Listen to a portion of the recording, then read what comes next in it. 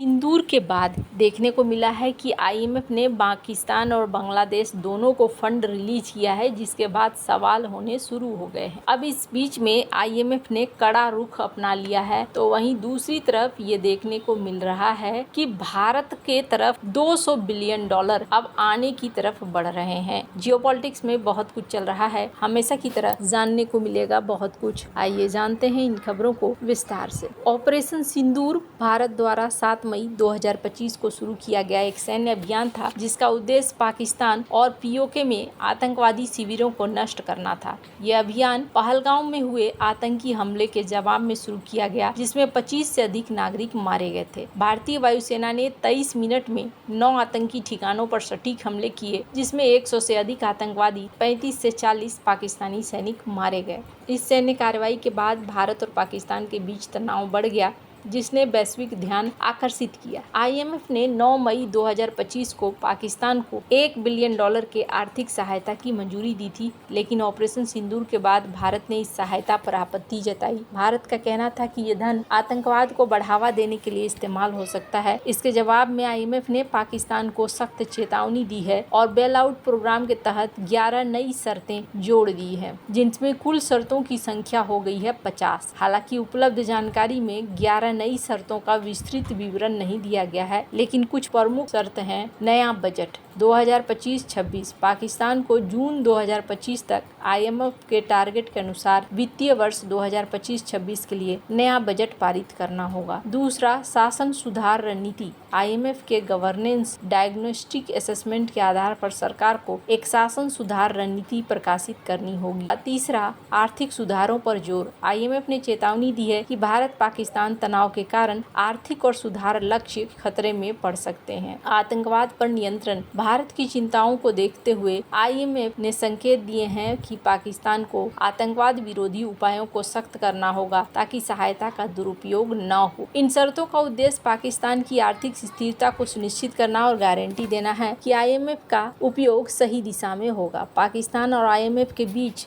सख्त शर्तों का ये मामला पहला नहीं है। एक ऐतिहासिक उदाहरण 1998 में देखा जा सकता है, जब भारत और पाकिस्तान ने परमाणु परीक्षण किए। मई 1998 में भारत ने पोखरण में परमाणु परीक्षण किया, जिसके जवाब में पाकिस्तान ने 28 और 30 मई को 6 परमाणु परीक्षण किए। इन परीक्षणों के बाद अमेरिका, जापान और अन्य देशों ने दोनों देशों पर आर्थिक प्रतिबंध लगा दिया। पाकिस्तान, जो पहले से ही आर्थिक संकट का सामना कर रहा था, आईएमएफ से मदद लेनी पड़ी। आईएमएफ ने 1998 में पाकिस्तान को बेल आउट पैकेज दिया, लेकिन इसके साथ कई सख्त शर्तें जोड़ दी, जैसे कि वित्तीय अनुशासन, सरकारी खर्च में कटौती, राजस्व को बढ़ाना, सार्वजनिक क्षेत्र के उद्यमों का निजीकरण और प्रणाली में सुधार। आईएमएफ ने पाकिस्तान से सैन्य खर्च को नियंत्रित करने की मांग की, क्योंकि परमाणु परीक्षणों ने उसकी अर्थव्यवस्था को और कमजोर कर दिया था। हालांकि पाकिस्तान इन शर्तों को पूरी तरीके से लागू करने में असफल रहा, जिसके कारण बाद में और सख्त शर्तें लगाई गई। 1998 के उदाहरण से पता चलता है कि जब क्षेत्रीय तनाव या सैन्य कार्रवाइयां वैश्विक चिंता का कारण बनती है, तो आईएमएफ जैसे संगठन आर्थिक सहायता के साथ सख्त निगरानी और शर्तें लागू करते हैं। ऑपरेशन सिंदूर के बाद भारत ने अंतर्राष्ट्रीय मंचों पर पाकिस्तान को अलग थलग करने की रणनीति अपनाई। भारत ने आईएमएफ से $1 बिलियन की सहायता पर पुनर्विचार करने का आग्रह किया,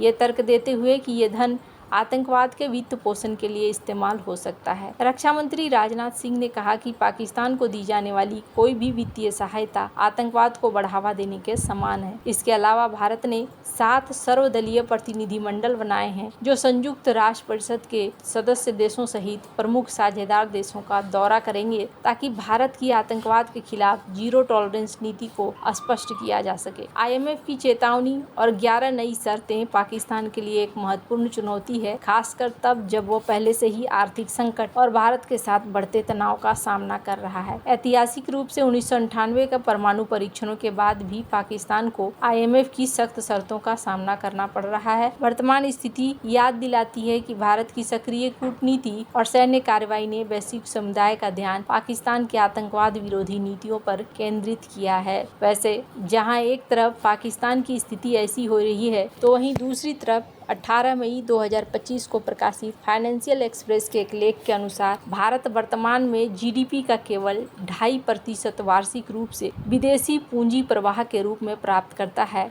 इसमें प्रत्यक्ष विदेशी निवेश, पोर्टफोलियो निवेश और कॉरपोरेट क्षेत्रों द्वारा बाहरी वाणिज्यिक उधार शामिल है। कहना है कि भारत अपने विकास के वर्तमान चरण में कम से कम 5% GDP के बराबर विदेशी पूंजी आकर्षित कर सकता है। भारत की वर्तमान $4 ट्रिलियन की अर्थव्यवस्था के हिसाब से ये $200 बिलियन वार्षिक विदेशी प्रवाह के बराबर होगा। ये $200 बिलियन का प्रवाह निम्नलिखित क्षेत्रों में हो सकता है। $100 बिलियन FDI के रूप में ये निजी इक्विटी है, वेंचर कैपिटल, बुनियादी ढांचा और रियल एस्टेट में निवेश के लिए होगा। $4 ट्रिलियन की अर्थव्यवस्था में ये राशि आसानी से अवशोषित हो सकती है। भारतीय शेयर बाजार लगभग $4 ट्रिलियन के मार्केट कैपिटलाइजेशन और बॉन्ड मार्केट $2.5 ट्रिलियन के बकाया में निवेश के लिए है। ये राशि भारतीय बाजारों की क्षमता के अनुरूप है। वैश्विक निवेशक अब भू राजनीतिक जोखिमों और नियम कानूनों की स्थिरता पर अधिक ध्यान दे रहे हैं। उदाहरण के लिए पिछले कुछ वर्षों में चीन में निवेश को लेकर सवाल उठे हैं,